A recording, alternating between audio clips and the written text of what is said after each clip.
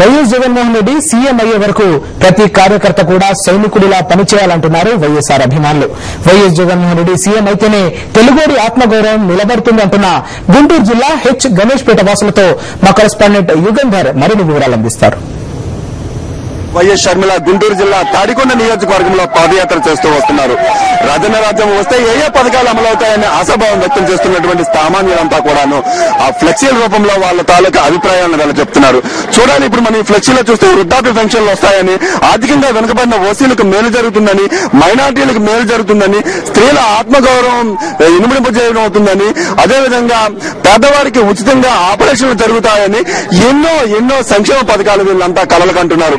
ఏ సంక్షేమ పథకాలు రావాలని ఏ విధంగా వీళ్ళు ఆశపడుతున్నారనేది ఇప్పుడు మనం హెచ్ గణేష్ పేటలో ఉన్నాం. ఇక్కడ ఈ గ్రామస్తులనే మనం కనుక్కొని వీళ్ళ తాలూకు ఆశాభావం ఏంటనేది తెలుసుకున్నాం. చెప్పండి, ఈ రోజున మీరు షర్మిలమ్మకి ఈ విధంగా ఈ పథకాలు ఫ్లెక్సీలతో మీరు ఇన్వైట్ చేస్తున్నారు, దీని వెనుకున్నటువంటి కారణం ఏంటి? రాజన్న ప్రవేశపెట్టిన ప్రతి పథకం అమలు జరగాలంటే వైఎస్ జగన్మోహన్ రెడ్డి రాష్ట్ర ముఖ్యమంత్రి కావాలి.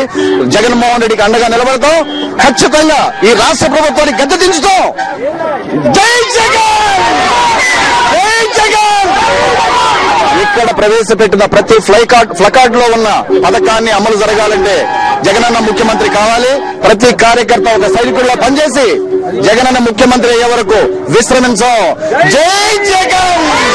ఇచ్చారండి, బాగా మేము ఉంటానికి బాగుంది. ఇల్లు అది ఎంత బాగుంది. మాకు చల్లగా ఉంది. అదే చాలు. మాకు రాకనే మాకు చాలా గర్వం అనమాట. అది ఇచ్చుకుంటామండి. వెళ్ళైనా సరే మాకు కావాలి, జగనే కావాలి. మాకు వేరే ప్రభుత్వం మాకు అవసరం లేదు. మాకు జగనే కావాలండి. అది ముఖ్యంగా తెలుగువారి ఆత్మగౌరవం ఢిల్లీ స్థాయిలో నిలబడాలంటే ఖచ్చితంగా మనందరం జగన్మోహన్ రెడ్డి గారికి అండగా నిలుద్దాం. జగన్మోహన్ రెడ్డి సీఎం చేద్దాం.